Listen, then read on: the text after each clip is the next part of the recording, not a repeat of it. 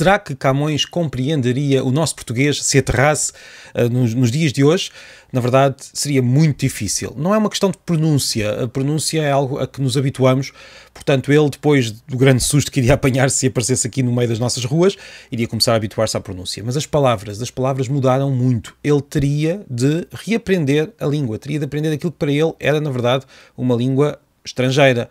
Os significados das palavras são outros, em muitos casos, e há muitas palavras novas. Eu vou dar apenas 3 exemplos, são 3 exemplos entre milhares de exemplos que poderia dar.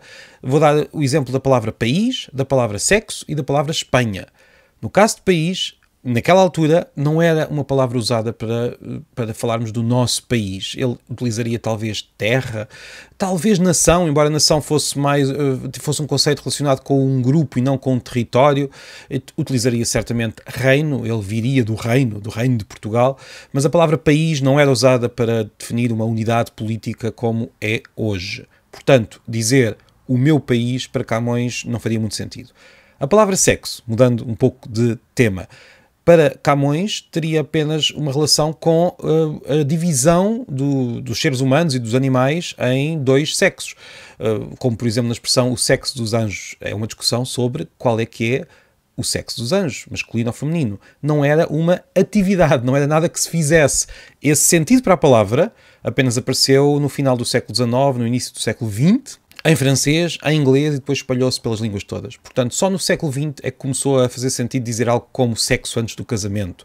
Antes disso, havia muitas outras expressões, muitos palavrões, para começar, e Camões certamente conheceria os palavrões. É bem provável que ele entendesse melhor uma conversa com muitos palavrões do que com poucos palavrões, na conversa atual. Havia outras palavras, até o verbo conhecer era usado com esse sentido, mas a palavra sexo não era usada com o sentido de algo que se faz.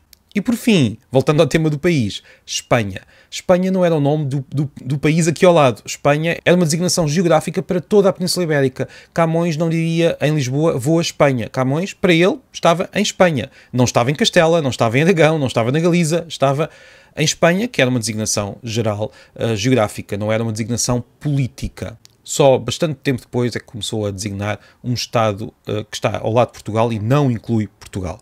Só por estes 3 exemplos nós vemos como ele teria muita dificuldade em perceber as conversas dos portugueses e teria até uma dificuldade maior do que se fosse uma língua realmente estrangeira e mais distante, porque as palavras, muitas delas seriam parecidas, mas com significados muito diferentes. E estou certo que se nós aterrássemos no Portugal daqui a 500 anos, também teríamos muita dificuldade em perceber o que as pessoas diriam.